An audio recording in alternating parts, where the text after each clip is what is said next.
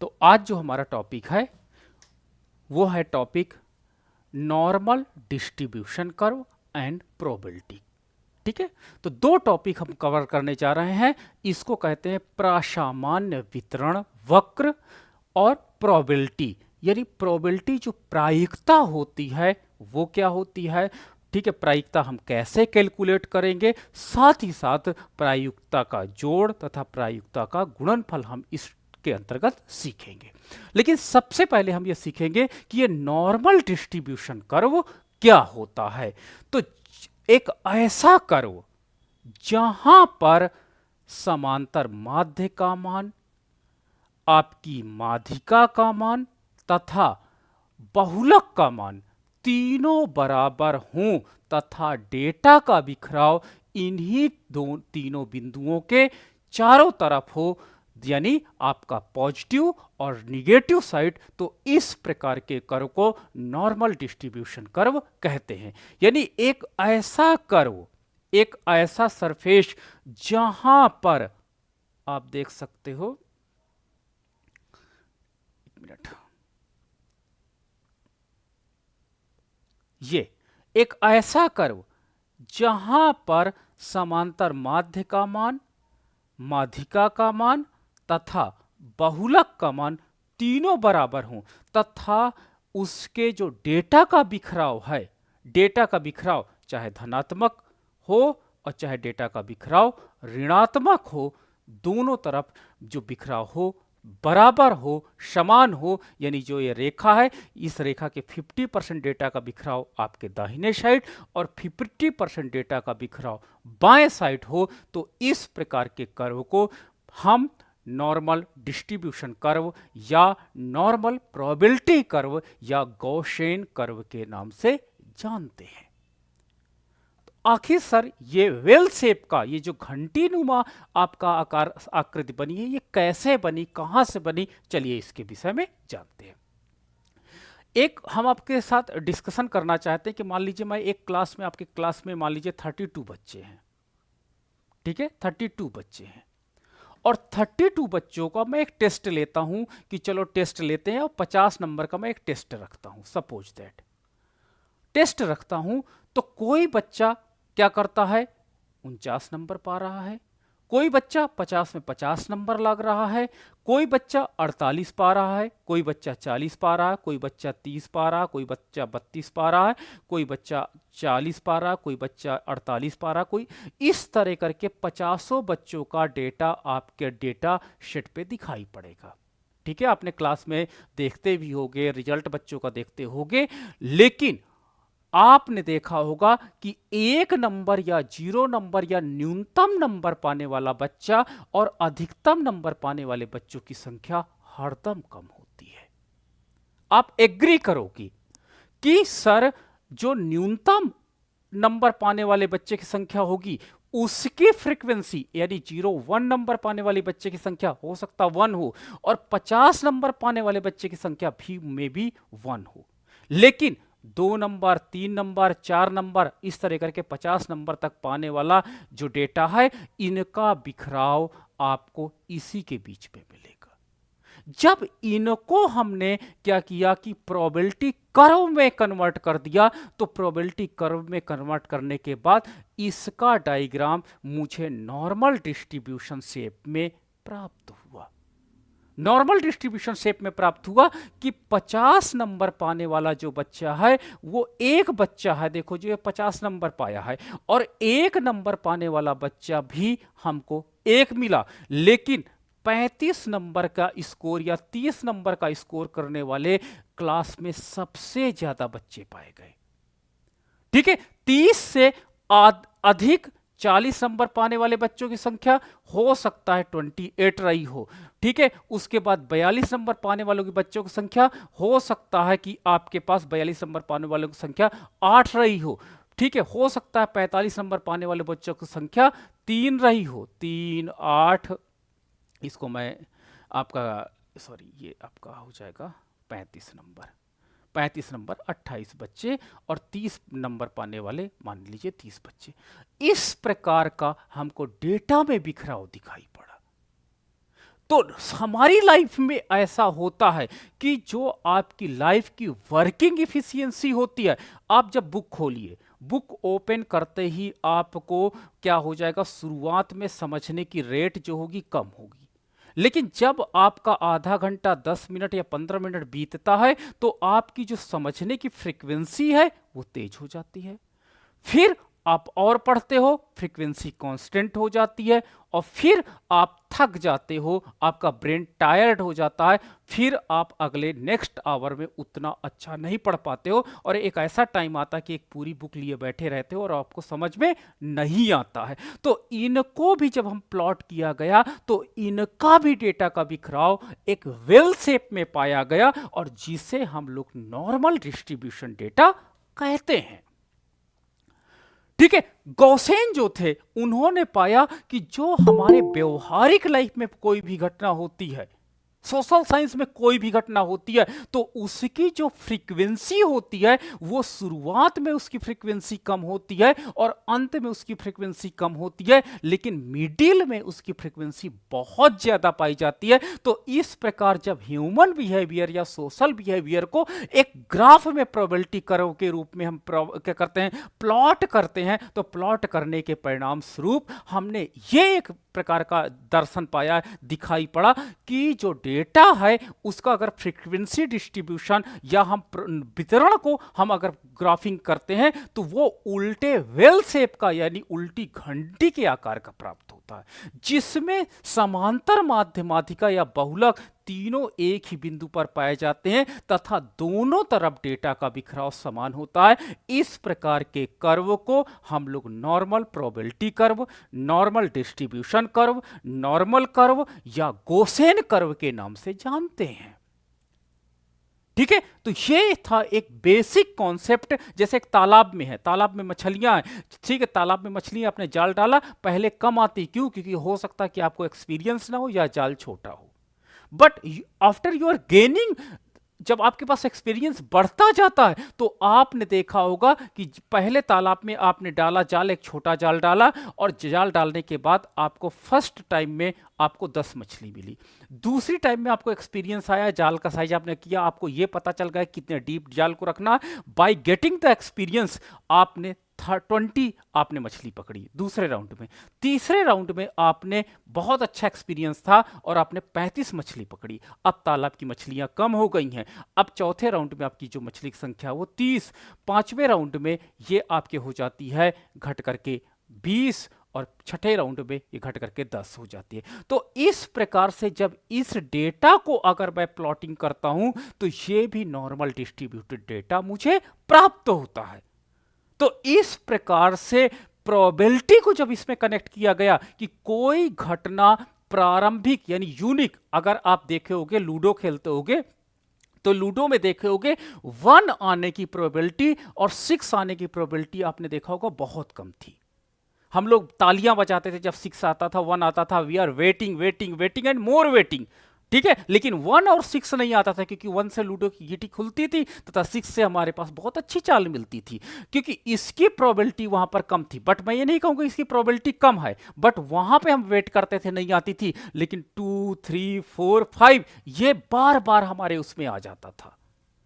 ठीक है, तो वहां इसका अगर मैं नॉर्मल प्रोबेबिलिटी कर्व यानी प्रोबेबिलिटी को, इस प्रोबेबिलिटी को, ये घटना घटित जो आपके लाइफ में हो रही है, इस घटना को अगर मैं प्लॉट करता हूं तो भी नॉर्मल प्रोबेबिलिटी कर्व मुझे उल्टे यू आकार का ही प्राप्त होता है। तो इस प्रकार गॉसेन ने इस नियम को बताया कि जो लाइफ में हमारे पास प्रोबेबल एरर होते हैं, जो प्रोबेबिलिटी हमारे पास, जो प्रोबेबिलिटी घटना घटित होती है, अगर उसका हम ग्राफिकल रिप्रेजेंटेशन करते हैं तो ग्राफिकल रिप्रेजेंटेशन के बाद हमें उल्टे यू आकार का नॉर्मल प्रोबेबिलिटी कर्व, आपने देखा होगा शुरू में मैंने लिखा था नॉर्मल डिस्ट्रीब्यूशन कर्व, मैंने आपको कंफ्यूज नहीं करना चाहता था, लेकिन इस डिस्ट्रीब्यूशन की जगह आप बहुत सही अगर आप लिखना चाहो तो आप नॉर्मल प्रोबेबिलिटी कर्व लिख सकते हो, क्योंकि लाइफ में जितनी घटनाएं होती हैं वो वेल शेप में होती हैं, यानी आपके यूनिवर्सिटी टॉप करने की घटना रेयर रहेगी और आपकी यूनिवर्सिटी में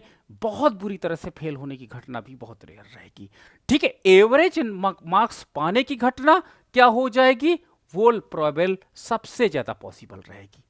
ठीक है, तो ये आपने देखा होगा। तो इसी प्रकार इस प्रोबेबिलिटी को, जो ऑकरेंस ऑफ द लाइफ है, जो आपकी लाइफ में घटित होती है, उनको अगर हम प्लॉटेशन करते हैं, ग्राफिकल रिप्रेजेंटेशन करते हैं, तो हमें उल्टे यू आकार का शेप प्राप्त होता है, जिसे नॉर्मल प्रोबेबिलिटी कर्व के नाम से जाना जाता है।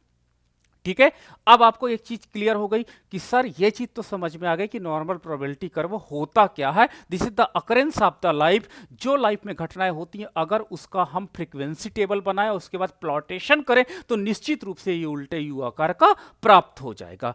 अब इसकी विषय देखते हैं। तो नॉर्मल डिस्ट्रीब्यूशन कर्व या नॉर्मल प्रोबेबिलिटी कर्व क्या होता है? Normal distribution curve is a graphical representation of the normal distribution, यानी जो आपकी क्लास में अंकों का वितरण था उसको यह रिप्रेजेंट करता है। यानी अधिकतम अंक पाने वाले बच्चों की संख्या कम है और न्यूनतम अंक पाने वाले बच्चों की संख्या कम है। It is a symmetrical well shaped curve. Symmetrical यानी आपका सिमेट्रिकल नॉन सिमेट्रिकल होता है जब डेटा का बिखराव, ये मीन पॉइंट होता है, जब डेटा का बिखराव मीन पॉइंट से दोनों तरफ बराबर होता है, तो इस बिखराव को हम लोग सिमेट्रिकल वेल शेप कहते हैं। लेकिन नॉन सिमेट्रिकल भी हो सकता है, वो स्पेशल कंडीशन होगी, और आगे की आने वाली क्लास में हम आपको उसको एक्सप्लेन करेंगे। तो ये आपका जो सिमेट्रिकल वेल शेप कर्व पाया जाता है, और यही जो सिमेट्रिकल वेल शेप कर्व है, that shows the probability destiny, यही आपकी लाइफ की प्रायिकता को भी दिखाती है।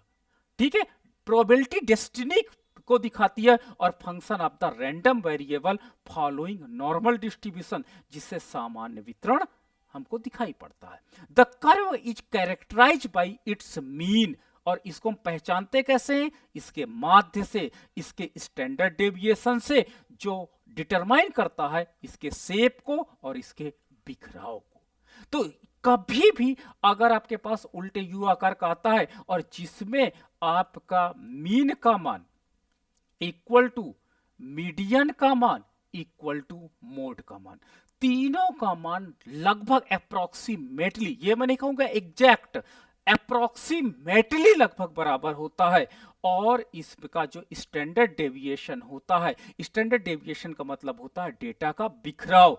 जो डेटा का बिखराव होता है, डिस्पर्शन जो होता है, स्प्रेडिंग ऑफ द डेटा होता है, वो दोनों तरफ सिमेट्रिक होता है। उस कर्व को हम लोग नॉर्मल डिस्ट्रीब्यूशन कर्व कहते हैं। तो हम दो चीजें आपके साथ यहां पे पढ़ाएंगे। एक तो मैं एसडी आपके साथ डिफाइन करूंगा, स्टैंडर्ड डेविएशन, अधिकतर बुक्स में आपको स्टैंडर्ड डेविएशन के साथ काम करना होगा, लेकिन एक आपका टर्मिनोलॉजी बहुत यूज होती बीच बीच में, उसको कहते हैं पीई, आपके पास प्रोबेबल एरर। प्रोबेबल एरर को हम क्वार्टाइल बोलेंगे। क्या बोलेंगे? क्वार्टाइल बोलेंगे। तो प्रोबेबल एरर जो होता है, अगर इस नॉर्मल प्रोबेबल कर्व को हम 4 पार्ट में बांट दें, 2 पार्ट आपके इधर हो जाएंगे दाहिने साइड, 2 पार्ट आपके बाएं साइड हो जाएंगे, तो प्रोबेबल एरर को दिखाएंगे। और स्टैंडर्ड डेविएशन जो होता है वो डेटा के बिखराव को दिखाता है, वो सिमेट्रिक जो डेटा है उसको दिखाता है। तो ये आपका नॉर्मल डिस्ट्रीब्यूशन कर्व कहलाता है। ठीक है, चलो अब आपके पास आता है definition of the normal distribution curve. तो the normal distribution curve also known as the Gaussian distribution. Gaussian distribution मैं बताऊं, गॉसेंस जो थे, ठीक है, गॉसेन वास्तव में जब इसको डेवलप किए तो इसको कहते हैं थ्योरी ऑफ द प्रोबेबिलिटी। मैं कहूंगा इसको क्या कहेंगे? Theory of the probability. बहुत गौर से सुनना इस बात को, यानी ये प्रायिकता से जुड़ा हुआ। यस, उस समय यूरोप में जुआरियों का बड़ा राज था, जुआ बहुत खेले जाते थे, और वहां पर एक ही चीज की प्रायिकता बहुत ढूंढी जाती थी कि किसके आने की प्रायिकता कितनी है। ठीक है, किसके आने की प्रायिकता कितनी है, तो वहां पर प्रायिकता पे बहुत ज्यादा बल दिया गया। ठीक है, तो उस समय क्या होता था कि जब ग्लैम्बलर्स होते थे, तो उस समय गैलीलियो और पास्कल भी इस पर उन्होंने काम किया। और पास्कल के बाद क्या हुआ, 19वीं शताब्दी में जर्मनी के जो में इस पर अध्ययन किया गया, और जर्मनी में जब अध्ययन किया गया तो जो प्रसिद्ध गणितज्ञ थे और गॉस थे, प्रसिद्ध गणितज्ञ गॉस थे, जर्मनी के थे, इन्होंने इस प्रोबेबिलिटी को, इस घटना का सोल्यूशन निकाला कि किसकी प्रोबेबिलिटी आने की सबसे ज्यादा प्रोबेबिलिटी होती है। तो इस प्रकार से उन्होंने एक कर्व खींचा था जिसे गॉसियन कर्व के नाम से जाना गया।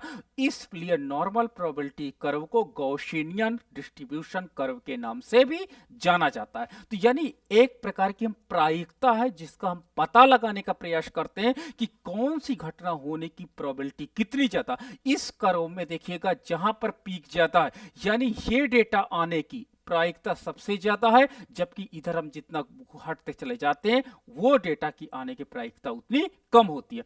इट इज ए सिमेट्रिकल, ये क्या होता है, सम्मित होता। सम्मित का मतलब होता है दोनों तरफ का बिखराव, दोनों तरफ का बिखराव इसमें आइडेंटिकल पाया जाता है। यानी जो आपके पास स्टैंडर्ड डेविएशन का मान है दोनों तरफ बराबर पाया जाता है। That describe the distribution of many natures and social phenomena, जो हमारे पास सामाजिक घटनाएं होती हैं उनको सबको दिखाता है।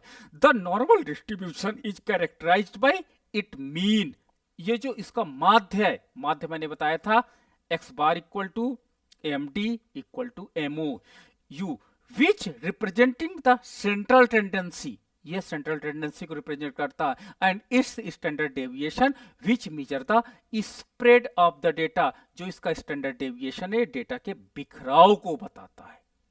ठीक है, अब डेटा का बिखराव को बताता है। अब आगे चलते हैं, देखिए ये एक आपका क्या कहते हैं कि मीन का डेटा हमने लेकर के चला है, और मीन के डेटा में आप देखिएगा कि अगर मीन के डेटा से हम 1 स्टैंडर्ड डेविएशन की दूरी पर होते हैं, 1 स्टैंडर्ड डेविएशन की दूरी पर होते हैं, तो हम 34% डेटा को कवर कर सकते हैं। ये याद रखना, ये बहुत इंपॉर्टेंट डेटा रहेगा, ये हरदम फिक्स है। यानी डेटा का जो सिमेट्रिक बिखराव है, अगर मैं 1 स्टैंडर्ड डेविएशन दाहिने या बाएं जाता हूं तो 34% क्षेत्र को कवर करता है। यानी 1 स्टैंडर्ड डेविएशन में आपका टोटल 68% डेटा कवर हो जाता है। यानी 68% प्रोबेबिलिटी आपकी घटना घटित होने की इसी के बीच में रहेगी। लेकिन अगर आप 2 स्टैंडर्ड डेटा चले जाते हो, कितने चले जाते हो, 2 स्टैंडर्ड, 2 आपके पास स्टैंडर्ड डेविएशन, दोनों तरफ अगर आप चले जाते हो, 2 स्टैंडर्ड चले जाते हो, तो 2 स्टैंडर्ड जाने के बाद आपका एडिशनल 13.5 बढ़ जाता है। तो इस प्रकार से आपका 13.5, 13 दूनी 26 और 26 एक 27, यानी आपका 68 एंड 27, तो 7 14 15, और आपके पास हो जाएगा 95% जो प्रोबेबिलिटी होगी वो अकरेंस इसी के बीच में होगी। यानी 95%, अगर मैं क्लास के बच्चों को कहूं कि 95% बच्चे क्लास में किस नंबर रेंज में हैं, तो आप कहोगे सर 2 आपके पास standard deviation positive and negative के बीच में ये अकरेंस हमको दिखाई पड़ती है। लेकिन अगर मैं 3 स्टैंडर्ड पे चला जाऊं, 3 स्टैंडर्ड पे चला जाऊं, देखिए तीसरे स्टैंडर्ड की मैं बात कर रहा हूं, अगर मैं 3 standard deviation positive, 3 standard deviation negative चला जाता हूं, तो जो मेरा पास है 15% डेटा और इसमें इंक्लूड हो जाएगा। तो 15% जब डेटा हमारे पास इंक्लूड हो जाएगा, तो इस प्रकार से हमारे पास लगभग 99% डेटा का जो अकरेंस होता है वो इसमें आ जाएगा। सॉरी, इसमें 2.35 आ जाएगा और इधर भी 2.35 आ जाएगा, और 0.15 दोनों तरफ छूट जाएगा। लेकिन नॉर्मल डिस्ट्रीब्यूशन कर्व कभी भी आधार अक्ष को टच नहीं करेगी, कभी भी। ठीक है, दोनों तरफ आप देख लीजिए, नॉर्मल डिस्ट्रीब्यूशन कर्व आधार अक्ष को टच नहीं करती है। 99% जो डेटा होता है वो 3 स्टैंडर्ड डेविएशन के अंतर्गत आपको मिल जाता है। इस प्रकार से जो नॉर्मल डिस्ट्रीब्यूशन कर्व होता है, अगर हम 3 स्टैंडर्ड डेविएशन पे एक बात करते हैं तो हमारे पास ये डेटा उपलब्ध हो जाएगा। चलिए एक एग्जांपल मैं इसके साथ यूज करूंगा। ठीक है, ये मैंने एक थ्योरम आपको बताई, थ्योरम बताई कि 1 standard deviation, 2 standard deviation, 3 standard deviation. अब मैं एक और थोड़ा सा आपको दिखाऊंगा, बताना चाहूंगा। सपोज दैट आपका जो मीन वैल्यू है वो 100 है। ठीक है, समांतर माध्य का मान 100 है तथा स्टैंडर्ड डेविएशन का मान 8 है। ठीक है, अब बताइए सर कैसे होगा।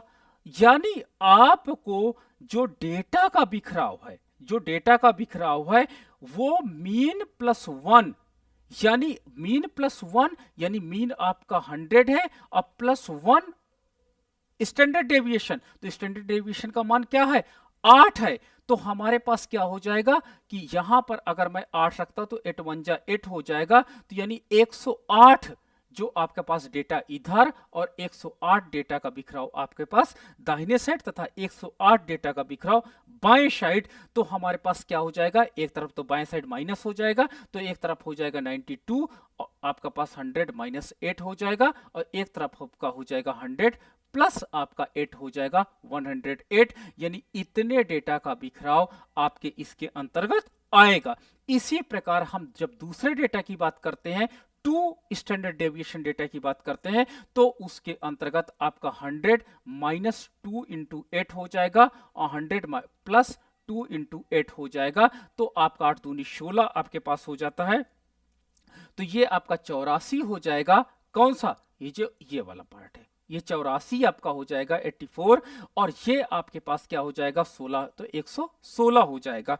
इसी प्रकार से जब क्या कहते हैं हम 3 की बात करते हैं, तो 3 हमारे पास हो जाएगा इस प्रकार से। जब हम ये 3 आपके पास सिग्मा की बात करते हैं, तो यहां पर आपका 99.73% डेटा आपके बिखराव जो इसी के बीच में होगा। लेकिन जो अकरेंस है आपके पास, सबसे ज्यादा अकरेंस पहले आपका फर्स्ट क्या कहते हैं सिग्मा के अंतर्गत हो जाता है, यानी 68% डेटा जो आपका पास हो जाता है, उसके बाद ये डेटा का बिखराव बढ़ता चला जाता है।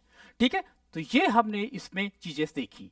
अब देखिए यही चीज मैंने अभी आपको बताया था, देखो बहुत केयरफुली देखिएगा कि जो आपका समांतर माध्य होता है, समांतर माध्य से चाहे आप दाहिने ले लीजिए, चाहे समांतर माध्य से आप बाएं ले लीजिए, अगर आपने 1 स्टैंडर्ड डेविएशन की दूरी ट्रेवल की, 1 स्टैंडर्ड डेविएशन की दूरी ट्रेवल की, तो मतलब होता है कि 34.1% डेटा आपने के उस प्रोबेबिलिटी रेंज के अंतर्गत आ गया। और यहां पर आप बाएं साइड भी आपके पास 34.1 प्रोबेबिलिटी रेंज के अंतर्गत डेटा आ गया। यानी इसका मतलब होता है कि 1 सिग्मा डेटा, अगर 1 सिग्मा में चाहे लेफ्ट जाऊं चाहे राइट जाऊं, यानी 68.2% डेटा को ये कवर कर लेता है। यानी जो हमारे पास समांतर माध्य से जो बिखराव है 1 स्टैंडर्ड पॉजिटिव या 1 स्टैंडर्ड निगेटिव, वो 68.2% डेटा का प्रतिनिधित्व करेगा।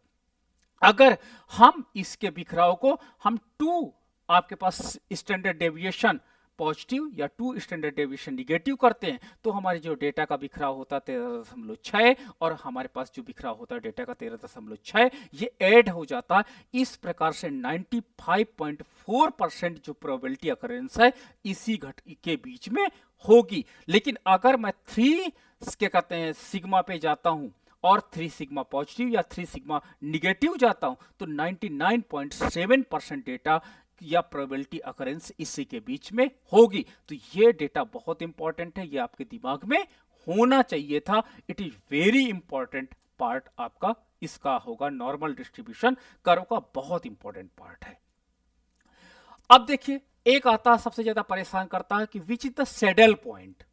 नॉर्मल प्रोबेबिलिटी कर्व में सैडल पॉइंट कहां पर होगा। मैंने आपको बताया था डिफिनीशन में, बाय डिफिनीशन में आपने देखा होगा, मैंने आपके साथ जिक्र किया था कि सैडल पॉइंट जो होता है वो होता है जहां से आपका जो कर्व होता है उसमें चेंजेस प्रारंभ होते हैं। तो आपने देखा होगा कि जहां पर 1D 1 आपका 1 स्टैंडर्ड डेविएशन का जो कटाव बिंदु है, आपने देखा होगा 1 स्टैंडर्ड डेविएशन का जो कटाव बिंदु है, यहां से आपके कर्व की स्लोप लाइन चेंज होती है। तो वो दोनों तरफ हो सकती है, ये पॉजिटिव भी होगी ये निगेटिव होगी। तो जहां पर ऐसा पॉइंट मिलता है उस पॉइंट को आप नाम क्या दोगे, सैडल पॉइंट के नाम से वो जाना जाएगा। ठीक है, नाउ द नेक्स्ट है properties of the normal distribution curve. Properties क्या होती हैं, आपसे पूछा जाता है कि बताइए विशेषताएं क्या होती। जो अभी तक मैंने आपके साथ इतनी देर बात की है सारी विशेषताओं पे ही बात कर रहा था। ठीक है, ये सारे पॉइंट आपको एग्जाम्स में लिखने हैं। ठीक है, लेकिन फिर भी हम चलते हैं कि नॉर्मल डिस्ट्रीब्यूशन कर्व जो होता है वो सिमेट्रिक होता है, यानी उसका बिखराव दोनों साइड बराबर होगा। एंड वेल शेप होता है, ये घंटी के आकार का होता है। अराउंड द मीन, यानी मीन से ये इसकी जो दूरी होती है वो दोनों तरफ बराबर होती है, इक्वल होती है, यानी मीन से इसकी दूरी बराबर रहेगी। एट द पीक, ठीक है, और पीक पर ही ये मीन रहेगा। ठीक है, ये आपका पहली विशेषता होती है कि सिमेट्रिक होता है, वेल शेप होता है, और मीन जो होता है वो पीक पर होता है। तो तीन विशेषताएं आपकी यहां पर मैंने बताई।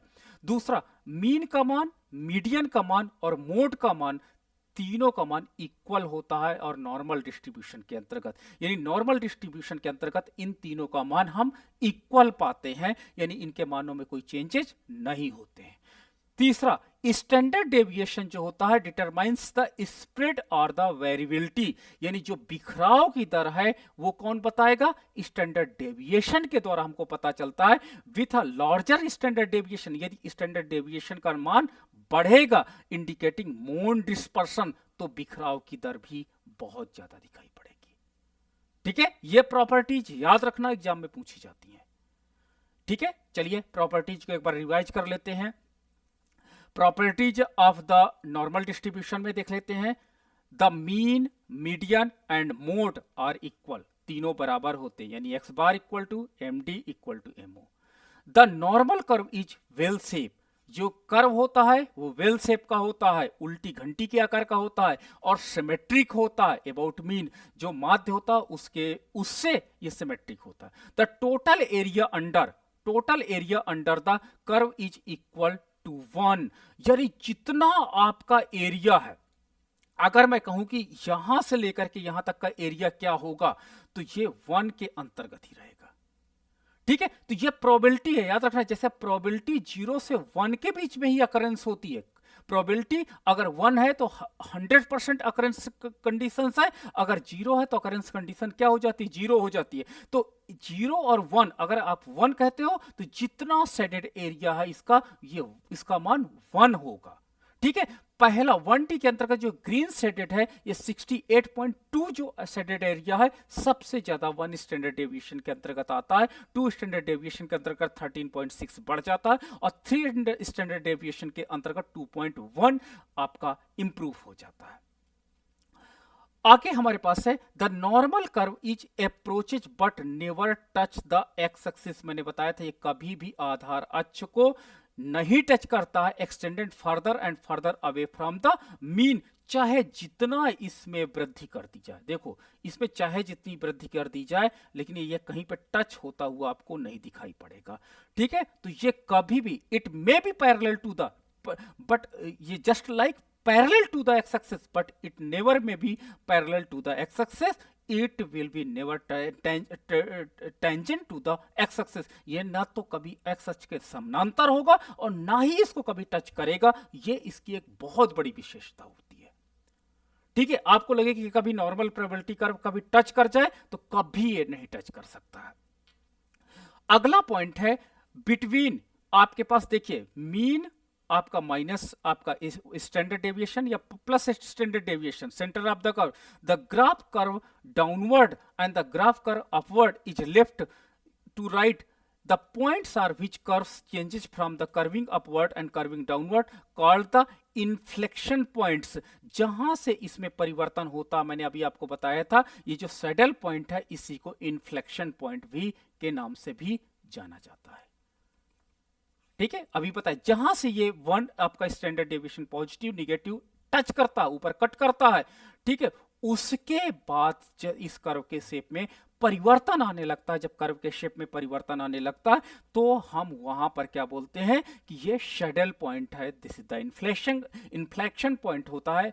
तो यहां पर यानी परिवर्तन की दर हो रही, यहां पे यानी एक कर्व है, देखो ये कर्व आपका कॉनकेव, अब यहां पे कॉन्वेक्सिटी है, तो यहां पर क्या होता है, यहां से कर्व का शेप चेंज हो रहा है। तो कर्व की जो शेप चेंज हो रहा है उसको यहां पर रिप्रेजेंट किया गया है।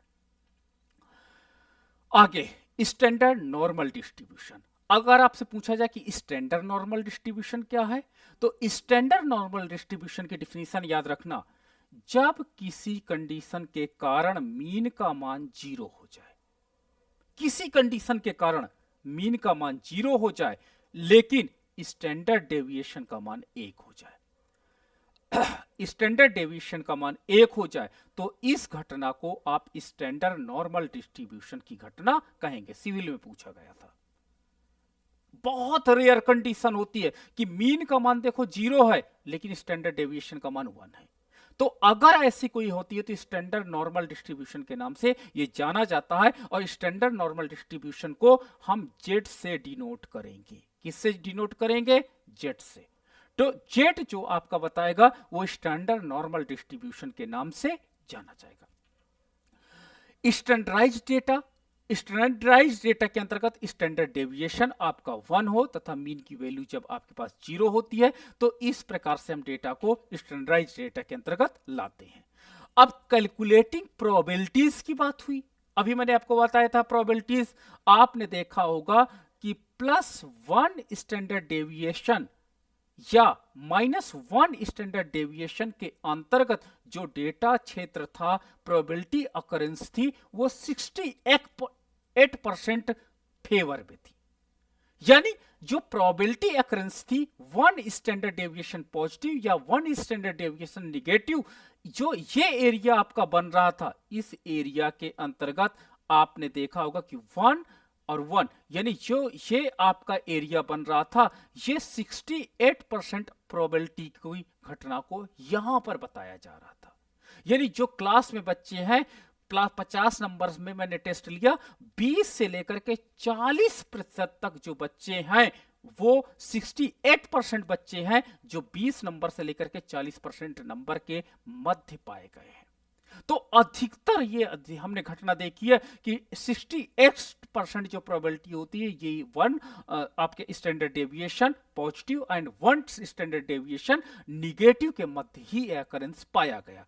लेकिन जब हम आगे बात करते हैं कि जब हम 2 standard deviation positive and -2 standard deviation negative चलते हैं तो यही प्रोबेबिलिटी की घटना हमारे पास बढ़ करके 95% आ जाती है। यानी जो अकरेंस रेट होता है ये 45 नंबर हो गया और ये हमारे पास क्या हो जाएगा? 15 नंबर हो गया। तो ये इतने 15 नंबर से लेकर के 45 नंबर के बीच में 95% ने पाया है। अब हमारे पास कुछ बच्चे हैं जो 46 पाए हैं तो वो 5% के अंतर्गत आते हैं जो इसमें कवर नहीं है। यानी 5% बच्चे हैं जो बहुत अच्छे हैं या बहुत बुरे हैं क्लास में, बहुत बुरे भी हैं और बहुत अच्छे भी हैं। लेकिन अगर मैं वहीं पर +3 standard deviation -3 standard deviation positive and negative जाता हूं तो जो प्रोबेबिलिटी अकरेंस है वो 99.7% हो जाती है। तो यानी आपके पास हम जब जाते हैं तो अब हमारे पास क्या हो जाता है? 5 नंबर, और हम देख रहे हैं कि 48 नंबर, ये पूरी प्रोबेबिलिटी हो जाती है कि 99%। अब ये 1% लगभग यानी 0.3% बच्चे कहां हैं? वो या तो टॉपर है या तो सबसे बड़ा बेवकूफ है। वो 1% जो लगभग अप्रोक्सीमेट 1% बच्चा बचा है वो या तो टॉपर है या तो बेवकूफ है। यानी बिल्कुल वो 0 नंबर के आसपास पाया है या टॉप किया है, तो वो इस प्रोबेबिलिटी के बाहर हो गया है। तो इस प्रकार से जो नॉर्मल डिस्ट्रीब्यूशन कर्व था वो प्रोबेबिलिटी अकरेंस एरिया को भी दिखा रहा था। ठीक है, अगर मुझसे पूछे मेरे क्लास में कितने बच्चे हैं जो बहुत अच्छे हैं तो अकरेंस मैं बता दूंगा कि 98% जो बच्चे हैं, 99.7% है, इनकी रेंज लिमिट जो है वो रेंज लिमिट क्या है कि 5 नंबर से लेकर के 45 नंबर है। तो क्या आपके यहां टॉपर कितना है? एक 49 नंबर वाला बच्चा टॉपर है, वो इस प्रोबेबिलिटी से बाहर है। लेकिन मोस्टली जो स्टूडेंट है इस अकरेंस के बीच में है। ठीक है, तो नॉर्मल डिस्ट्रीब्यूशन कर्व जो था ये बिखराव था, ये प्रोबेबिलिटी को भी दर्शा रहा था। ये जो स्टैंडर्ड डेविएशन था ये प्रोबेबिलिटी को 68%, 99% यानी इसके बीच में ही इस घटना को घटित होने की प्रोबेबिलिटी को रिप्रेजेंट कर रहा था। तो इस प्रकार से जो एक अकरेंस हुआ इसका हम जब प्रोबेबिलिटी को हमने प्लॉट किया तो वो भी नॉर्मल डिस्ट्रीब्यूशन कर्व की तरफ प्राप्त होने लगा, और उस नॉर्मल डिस्ट्रीब्यूशन कर्व को हमने नॉर्मल प्रोबेबिलिटी कर्व, क्योंकि डिस्ट्रीब्यूशन जो बिखराव था मेरे क्लास का वो डिस्ट्रीब्यूशन ही प्रोबेबिलिटी थी, इसलिए मैंने उसका नाम क्या रख दिया? नॉर्मल प्रोबेबिलिटी कर्व के नाम से मैं जानने लगा। तो अब आपको समझ में आ गया होगा कि यानी probability interlink with the distribution या यानी जो अकरेंस होता है वही आपका डिस्ट्रीब्यूशन है, बिखरा हुआ घटित घटना घटित होने की कंडीशन। अब आप स्टूडेंट मेरे पोर्टल पे जुड़ते हो या नहीं जुड़ते, it may B depend upon the probability. ये हो सकता है 10 हो सकती है, हो सकता है 2 हो सकती है। तो दिस इज द अकरेंस। अगर मुझसे कोई रेंज पूछे कितनी है, 2 से लेकर के 8, ये मैं कहूंगा प्रोबेबिलिटी है अकरेंस की। तो इस प्रकार से ये प्रोबेबिलिटी कर्व को जब हम ग्राफिकल रिप्रेजेंटेशन किए तो ग्राफिकल रिप्रेजेंटेशन में हमें ऐसा प्राप्त हुआ। ठीक है, चलिए अब क्या होती है प्रोबेबिलिटी, क्या होती है, टॉपिक आ जाता है आपका प्रोबेबिलिटी क्या है, what is the probability.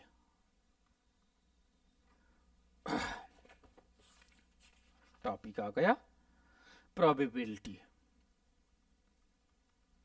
Probability प्रायिकता, घटना घटित होने की संभावना, घटना घटित होने की संभावना। ठीक है, प्रोबेबिलिटी को अगर मैं डिफाइन करूंगा तो डिफाइन क्या होती है कि जो आपके यहां घटना हो रही है उसकी घटने की क्या संभावना है, 50-50 चांसेस हैं कि 20-80 चांसेस है। इस प्रकार अगर आप कोई घटना को बताते हो तो उसके घटना घटित होने की चांसेस है। सपोज दैट मैं प्रयागराज आता हूं, प्रयागराज आता हूं, तो मेरे आने की घटना अगर मैं ए कह दूं कि मेरी जो आने की प्रोबेबिलिटी है वो ए है, तो मेरे ना आने की प्रायिकता क्या होगी, 1 माइनस ए होगी। क्यों? क्योंकि प्रोबेबिलिटी का मान मैक्सिमम 1 होता है, तो 1 जो होता है वो पूरी तरह से आने की है।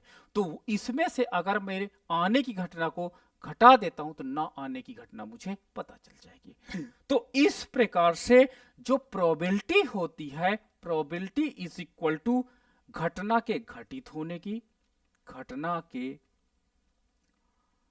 घटित होने की संभावना या संख्या अपॉन 1 माइनस घटना के ना घटित होने की संभावना, या total number of the cases, total कुल घटनाएं। तो इस प्रकार से हम प्रोबेबिलिटी को मेजरमेंट कर सकते हैं। अब देखिए कैसे मेजरमेंट करेंगे, बहुत केयरफुली देखिएगा।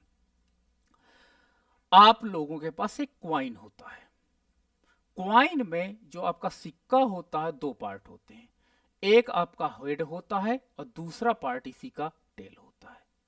तो घटना कितनी हो सकती हैं, टोटल घटनाएं, या तो सिक्का फेंकोगे तो या तो हेड होगा या तो टेल होगा, एक बार में केवल एक आएगा। ठीक है, तो यानी हेड आने की संभावना 1/2 है, टेल आने की संभावना 1/2 है।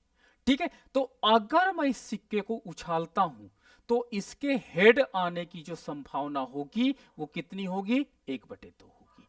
इसके टेल आने की जो संभावना होगी वो कितनी होगी, इसके टेल आने की संभावना भी 1/2 होगी। तो यानी 2 घटनाओं में से हेड आने की संभावना 1 हो सकती है, तो ये प्रोबेबिलिटी जो होगी वो 0.5 होगी, और इसको परसेंटेज में कन्वर्ट करूंगा तो 50% होगा।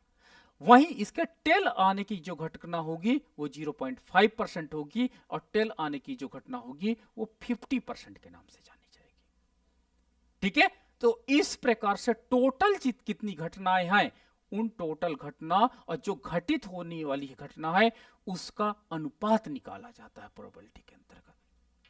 दूसरा, लूडो आपने खेलते हो, लूडो जब आप खेलते हो तो उसमें होते हैं पासे में 1 2 3 4 5 6। ये लूडो जब खेलते हो तो 6 घटनाएं होती हैं। लूडो मैंने फेंका, हो सकता है 1 आ जाए, हो सकता है 2 आ जाए, हो सकता है 3 आ जाए, हो सकता है 4 आ जाए, हो सकता है 5 आ जाए, हो सकता है 6 आ जाए।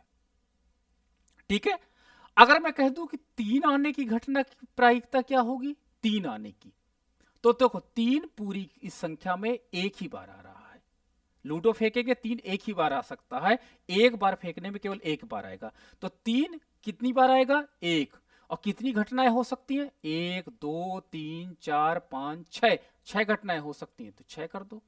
अब इसको हम डिवाइड कर देते हैं, तो 6 एकम 6 और सॉरी पॉइंट लगेगा ना आपका, पॉइंट 6 एकम 6 और 4 6 36, और ये तो ये आपके 3 आने की प्रोबेबिलिटी है। कितनी है? 0.167। परसेंटेज में कन्वर्ट करो, तो परसेंटेज में कन्वर्ट करने के लिए हमने 100 से डिवाइड कर दिया, तो 16.7% है 3 आने की संभावना। तो यानी लूडो में जितने नंबर्स होते हैं वो नंबर एक बार में केवल एक ही आएगा, दो नहीं आ सकते हैं। तो लूडो के जितने भी नंबर होते हैं, चाहे 1 चाहे 2 चाहे 3 चाहे 4 चाहे 5 चाहे 6, ये 6 नंबर्स होते हैं, तो ये सभी के ऑकरेंस होने की घटना 16.7% ही होगी। चलिए आगे हम देखते हैं।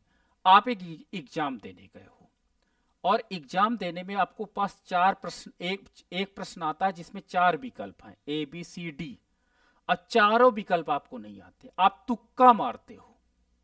तो ये जो चारों घटनाएं हैं, ये चारों जो आंसर हैं ए बी सी डी, इनके सही होने की प्रोबेबिलिटी क्या होगी?